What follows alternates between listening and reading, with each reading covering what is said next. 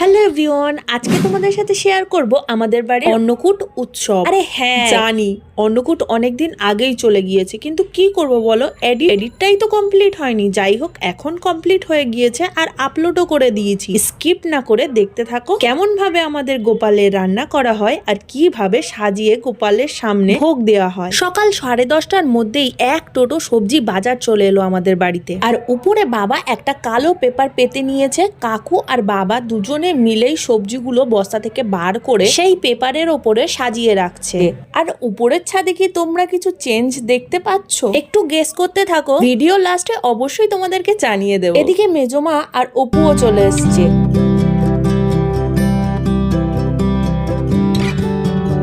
এদিকে দেখছি উঠোনে একটা কাঁঠাল গাছ ছিল, সেই কাঁঠাল গাছের কিছু ডালগুলো একটু কেটে দেওয়া হচ্ছে।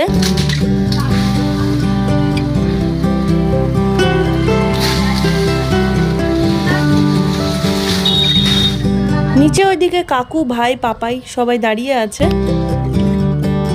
ছাদে এসে দেখি এখানে অনেক মোচা কাটা হয়ে গিয়েছে, আর এইদিকে অপু, বাবা, কাকু বসে আলুর খোসাগুলো ছাড়িয়ে ফেলছে। নিচে রান্নাঘরেও কিন্তু জোর কদমেই রান্না বান্না হচ্ছে, কারণ বাড়িতে অনেক লোকজন এসেছে। কিভাবে আসিস ওখান থেকে? আসতে হাগু আসছে, আমাদের হাগু, এর নাম হলো হাগু। এই নামের পিছনে অনেক বড় ইতিহাস লুকিয়ে আছে। যাই হোক, ওর দাঁত পড়ে গিয়েছে, সেটাই দেখাচ্ছে যে ওর দাঁত আবার উঠে যাচ্ছে। তোমরা কিন্তু ভেবো না আজ অন্নকূট। অন্নকূট হলো কাল, আজ হলো অন্নকূট উৎসবের আগের দিন। দুপুর, সন্ধে আর সারা রাত, এই 3টে টাইম কিন্তু সবজি কোটাকুটি চলতে থাকে আগের দিন। আর সন্ধেবেলা থেকে সারা রাত কিন্তু রান্না বান্না হয় ঠাকুরের, এটাকে বলা হয় রসুন। সন্ধেবেলা দেখতেই পাচ্ছ পাড়ার অনেকেই চলে এসেছে কোটাকুটি করার জন্য, আর রাত বাড়ার সাথে সাথে বাড়ির লোকজনই থাকে লাস্ট ফিনিশিং দেওয়ার জন্য। সকালে ঘুম থেকে উঠে উপরে গিয়ে দেখি অনেক রসুই কমপ্লিট হয়ে গিয়েছে, লাস্ট অন্নটাই হচ্ছে। অন্ন হয়ে যাওয়ার পর নিচে দেখতেই পাচ্ছ কীর্তন হচ্ছে। পাশে ঠাকুর ঘরে বাবা আর বড়মশাই মিলে গোপালের সামনে অন্নটাকে ভালোভাবে সাজিয়ে দিয়েছে।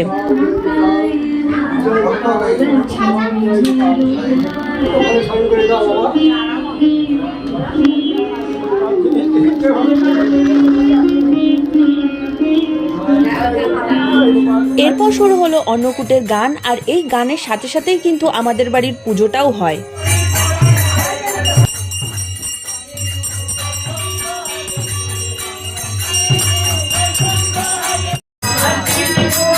আমি নিজেকে বেশি দেখাতে পারিনি, কারণ আমি ভিডিও করতেই ব্যস্ত ছিলাম, আর নিচে অনেক কাজ বাজ ছিল, সেগুলোই করছিলাম। তোমাদেরকে এক ঝলক দেখিয়ে দিলাম যে আমি আজকে কেমন ভাবে সেজেছিলাম। অনেক আগেই সেজেছিলাম, তোমাদেরকে দেখানো হয়নি। যাই হোক, এখন আর সেই সাজ নেই। এরপর আমাদের পুজো শেষ হলো, আর এই যে পুজো শেষ হওয়ার পরে অন্নকূটের ভোগ দর্শন করতে হয়, তো সেটাই করতে চলে এসেছিলাম ঠাকুর ঘরে। আর আমার সাথে সাথে তোমরাও দর্শন করে নাও অন্নকূটের ভোগ।